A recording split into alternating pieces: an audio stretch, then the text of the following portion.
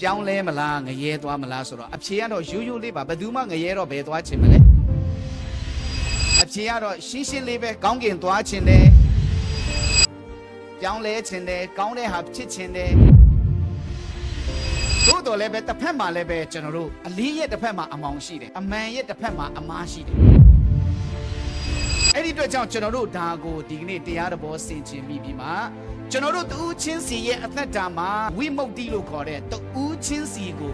လွတ်မြောက်ဖို့ရန်လိုအပ်တဲ့အကြောင်းအရာအတွက်ဒီသတင်းစကားဘုရားရှင်ပေးပို့လိုက်တာဖြစ်ပါတယ်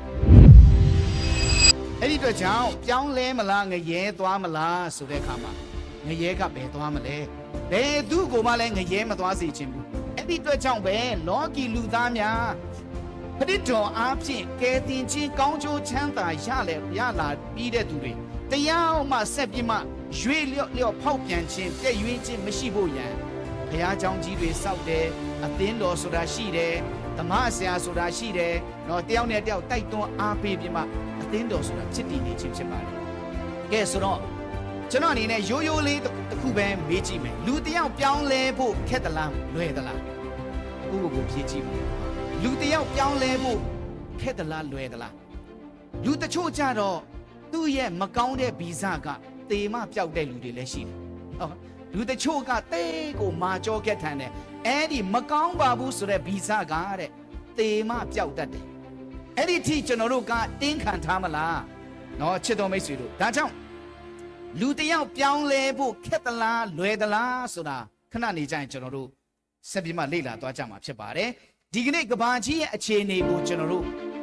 သုံးသပ်ကြည့်လိုက်ရအောင်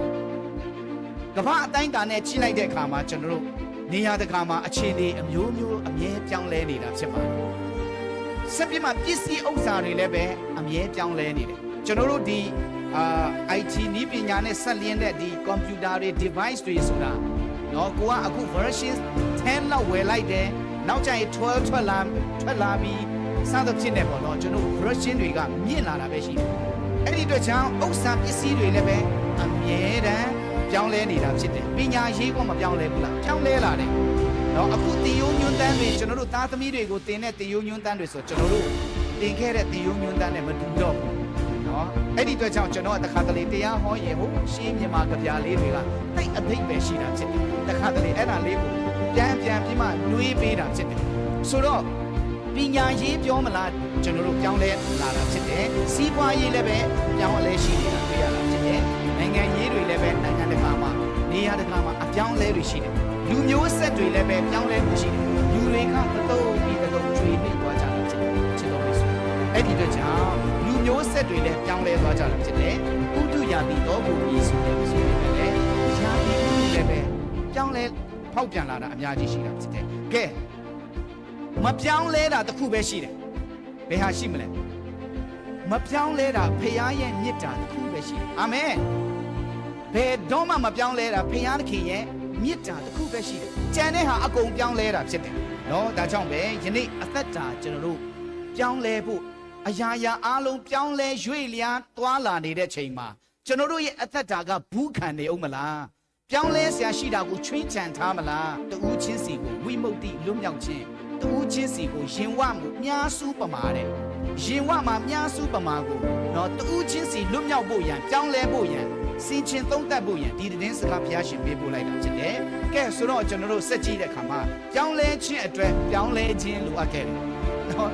ကမ္ဘာဥကရေကပြောင်းလဲခြင်းအတွက်ပြောင်းလဲခြင်းလိုအပ်ခဲ့တယ်ဆိုတာအားလုံးသိပြီးသားဖြစ်တယ်ဘုရားသခင်ကအရာရာအားလုံးကိုပြည့်ပြည့်စုံအောင်ဖန်ဆင်းတဲ့လူကိုလည်း6ပြည့်ကင်းတဲလဲစီအောင်ဖန်ဆင်းထားတာဖြစ်တယ်သို့တော်လည်းပဲမာနရဲ့စကားနားထောင်မိတဲ့အချိန်ကလည်းစအပြစ်တဲကြားရောက်သွားတယ်အားလုံးသိတဲ့အတိုင်းပဲအဲ့ဒါနဲ့ဘာဖြစ်သွားတယ်လဲဆိုတော့အာဒံနဲ့ဧဝကအပြစ်မဝင်ခင်မှာအာဒံနဲ့ဧဝတို့ရဲ့အသက်တာမှာအရှက်တရားအကြောက်တရားစိုးရိမ်ပူပန်ပူဆွေးတောကပြပါတာတောကတွေဆိုတာလုံးဝမရှိဘူးကြားလည်းမကြားဘူးကဲတင်ချင်းဆိုတာလေသူတို့ရဲ့အဘိဓမ္မာရှိကိုမရှိသေးတာလိုလဲမလို့သေးဘူးဒါပေမဲ့အပြစ်ဝင်လာတဲ့အခါမှာရုပ်ချင်းဆိုသလိုမပြောင်းလဲသွားဘူးလားပြောင်းလဲသွားတယ်ဇနီးမောင်နှံနှစ်ယောက်ချင်းတောင်မှအရှက်အကြောက်တွေဖြစ်လာတယ်အခုနအဲ့ဒီအရှက်အကြောက်တွေဘယ်ကနေဝင်လာလဲနော်အဲ့ဒီအတွက်ကြောင့်ကျွန်တော်တို့ဒီနေ့ပြောင်းလဲမှုချင်းအကုန်ပြောင်းလဲသွားတယ် ကျွန်တော်တို့ဒီဒုက္ခဘုံလန်းဆိုတဲ့စာအုပ်နဲ့ဒုက္ခချမ်းသာလမ်းညွှန်ဆိုတဲ့စာအုပ်တွေအဲ့ဒီစာအုပ်တွေမှာကျွန်တော်ဖတ်ကြည့်လိုက်ပါဟိုတနည်းအားဖြင့်ပြောမယ်ဆိုရင်လွမ်းဆွေးစရာကြီးနော်လွမ်းဆွေးစရာကြီးဟိုအရင်ကအပြစ်မဝင်ခင်မှာဘလောက်ဖြစ်ဒီစင်းလုံးချောပြည့်ပြည့်စုံတဲ့အရာအပြစ်ဝင်လာတဲ့အခါမှာနေရင်နာရင်နည်းနည်းလေးစိတ်မကောင်းတာနဲ့မျက်ရည်ပေါက်ကျလာတယ်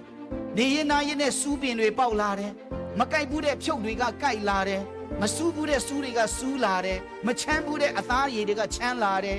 မနာဘူးတဲ့အသားရည်ထိရင်နာလာတယ်